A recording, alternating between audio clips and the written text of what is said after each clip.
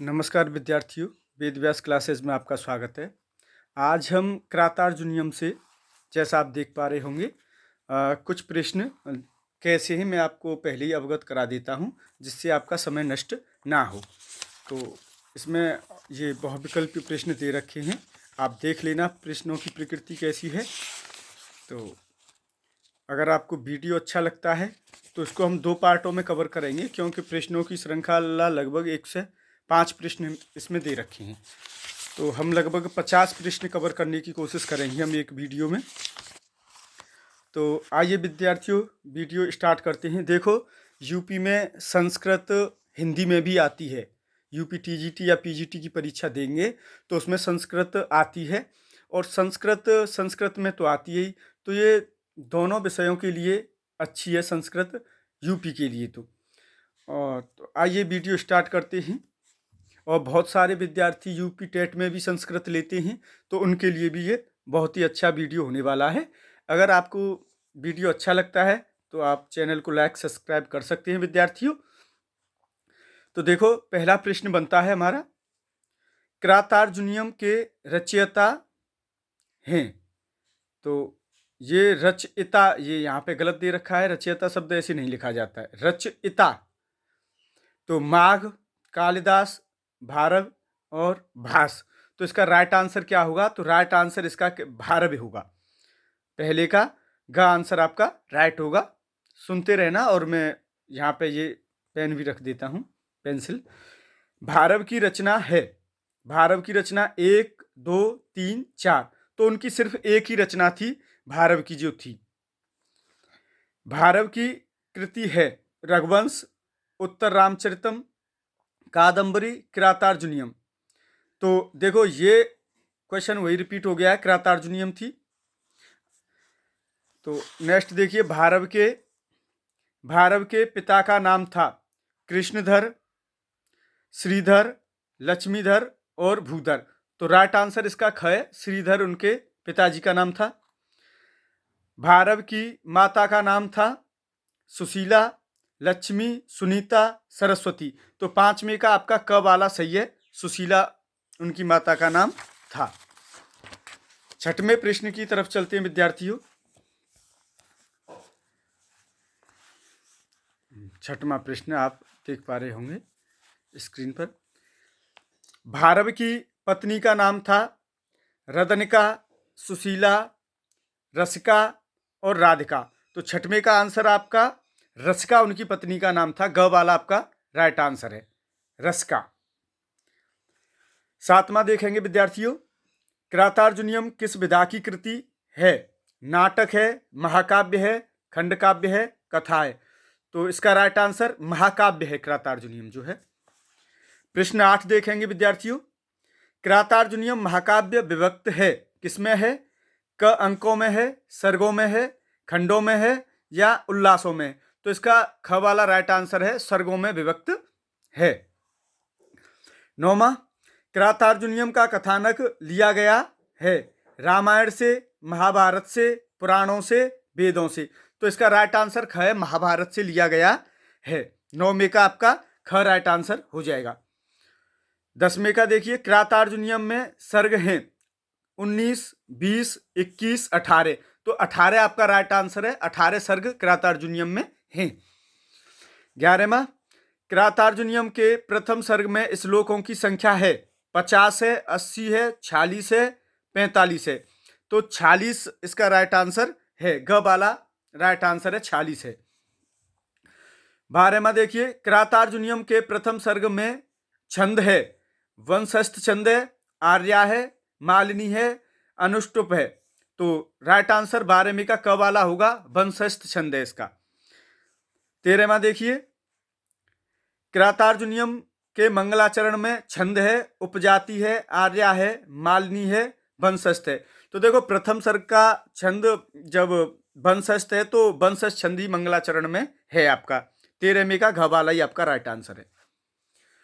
क्रातार्जुनीयम के सर्गांत में शब्द का प्रयोग हुआ है, सर्ग के अंत में किस शब्द का प्रयोग हुआ है? सरस्वती, लक्ष्मी, राधा, पार्वती। तो लक्ष्मी शब्द का प्रयोग हुआ है। 14वें का आपका ये ख वाला सही हो जाएगा। और 15 देखिए, बृहत्त्रयी का ग्रंथ नहीं है।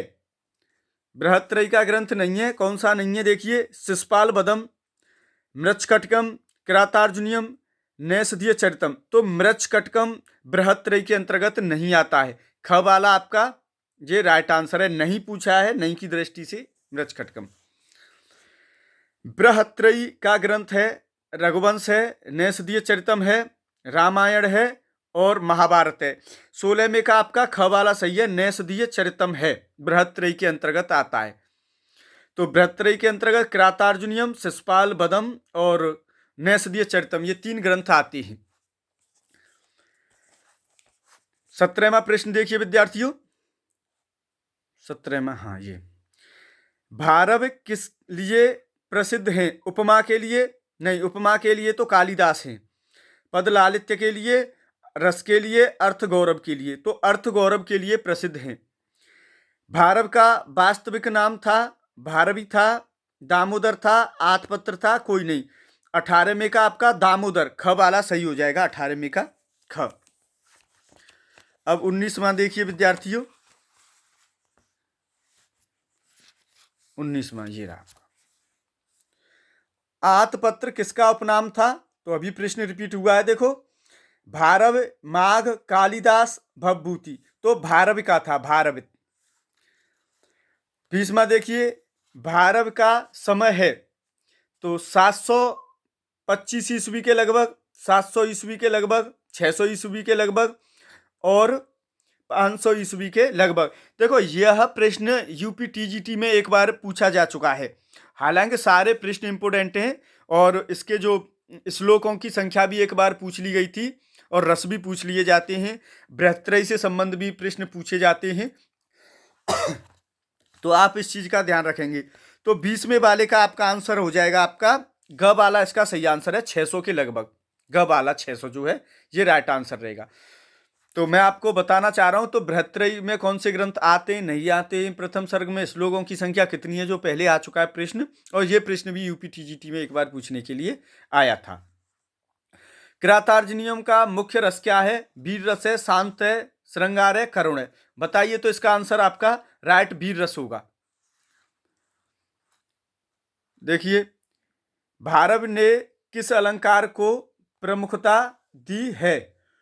तो किस अलंकार को प्रमुखता दी है भारव ने? रूपक को, उपमा को, चित्रालंकार को, अर्थांतरन्यास को। तो इसका आपका चित्रालंकार सही है आपका, 22 में का ग सही है। 23वां देखिए, भारव की कविता पर प्रभाव पड़ा है कालिदास की कविता का, भवभूति की कविता का, माघ की कविता का, दंडी की कविता का। तो 23वें का राइट आंसर है विद्यार्थियों आपका कालिदास की कविता। कालिदास की कविता का राइट आंसर, इसका जो प्रभाव पड़ा था। कथानक की दृष्टि से किरातार्जुनीयम में सर्ग पर्याप्त थे, 3 से 4 सर्ग, 5 से 6, 4 से 5 या 8 से 10। तो 4 से 5 सर्ग पर्याप्त थे। अच्छा, आगे देखिए 25वां प्रश्न है, किरातार्जुनीयम का पात्र है राम, लक्ष्मण, चारुदत्त, बनेचर। तो बनेचर इसका पात्र है किरातार्जुनीयम का, ये कोई भी नहीं है इनमें से, तीनों में से। किरातार्जुनीयम का पात्र नहीं है भीम, दुर्योधन, युधिष्ठिर और राम। तो देखो ये तीनों तो हैं, राम नहीं है इसके पात्र। किरातार्जुनीयम में अर्जुन का रूप है किसके समान है? ब्रह्मा के समान है, शिव के समान है, इंद्र के समान है और विष्णु के समान है। तो 27वें का ये ग वाला सही होगा, इंद्र के समान है। 28वां प्रश्न देखिए, पांडव वनवास में रहे थे 12 वर्ष, 13 वर्ष, 14 वर्ष, 11 वर्ष। तो 13 वर्ष इसका राइट आंसर है, ये देख लीजिए। पांडवों ने कितने वर्ष का अज्ञातवास भोगा?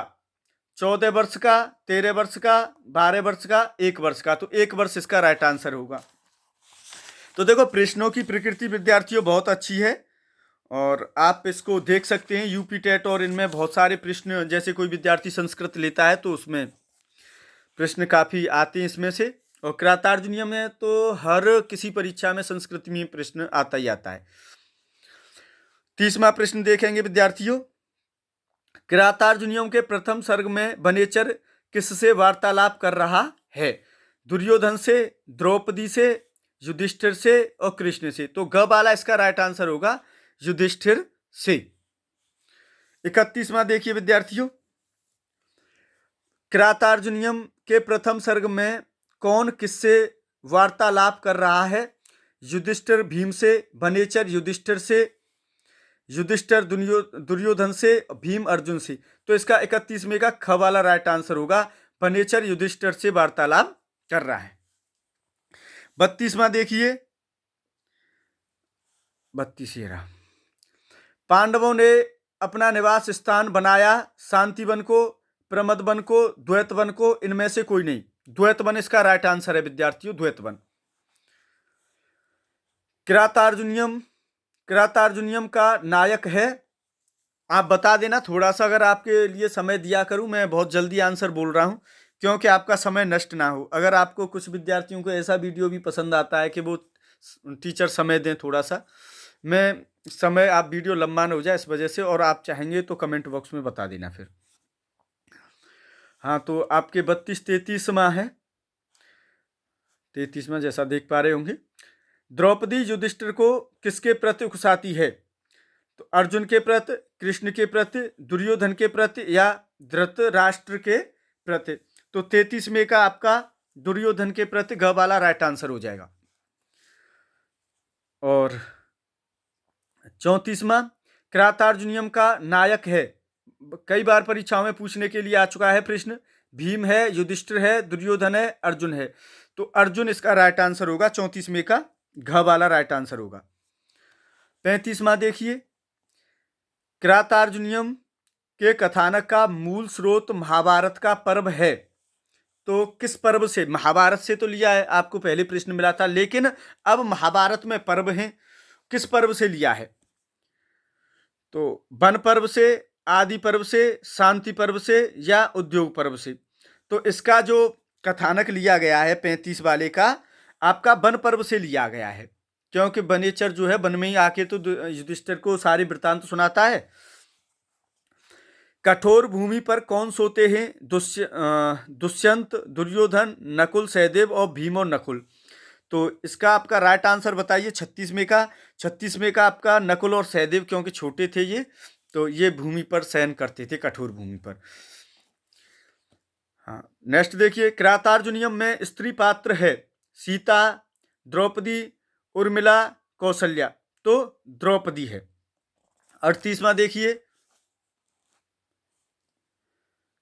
किरातार्जुनियम के प्रथम सर्ग में तेजस्वी रूप का चित्रण मिलता है, गांधारी का, भानुमति का, द्रौपदी का और सुशीला का। तो द्रौपदी इसका राइट आंसर है, 38वें का ग आपका राइट आंसर है। 39वां देखिए, वर्णलिंगी कौन था? दुर्योधन, भीम, युधिष्ठिर और वनेचर। वनेचर आपका राइट आंसर है। 40वां देखिए, युधिष्ठिर ने अपने विशाल राज्य को किस कारण त्याग दिया? द्यूत क्रीड़ा से, युद्ध से, प्रजापालन से, सुख भोगने से। तो द्यूत क्रीड़ा से त्याग दिया था। पांडवों के वनवास की अवधि कितनी थी? तो 13 वर्ष इसका राइट आंसर है। ये पहले भी प्रश्न आ गया है 41वें वाले पे, अब समय नष्ट नहीं करेंगे। तो विद्यार्थियों, वीडियो आपको कैसा लग रहा है बताना और कमेंट बॉक्स में बताना। इसका हम अगला वीडियो भी फिर आपके लिए अपलोड कर देंगे, अगर प्रश्न आपके अच्छे लग रहे हैं तो। 50 तक कवर करेंगे। द्वैत वन में युधिष्ठिर के पास आया वनेचर, नभचर, जलचर और मधुकर। तो वनेचर युधिष्ठिर के पास आया था। अब 43वां प्रश्न देखिए, अर्जुन और किरात के युद्ध का सजीव वर्णन किरातार्जुनियम में किस सर्ग से किस सर्ग तक मिलता है? अब थोड़े से प्रश्नों की प्रकृति हल्की सी बढ़ जाएगी, अब टफ की तरफ। तो पहले से 5वें तक, 15वें से 18वें तक, 10वें से 12वें तक, 12वें से 15वें तक। तो इसका आपका ये ख वाला आंसर राइट है, 15वें से 18वें तक, 43वें का ख। 44वां देखिए, भारव की काव्य प्रतिभा को बाहर से कठोर और अंदर से रसपेशल किसने कहा है? धनिक ने, लक्ष्मीधन ने, जखमोला ने, मल्लिनाथ ने। तो मल्लिनाथ इसका राइट आंसर होगा। 45वां देखिए, सेवक राजा सैनिक आदि से परिपूर्ण होते हुए भी भयभीत रहता है।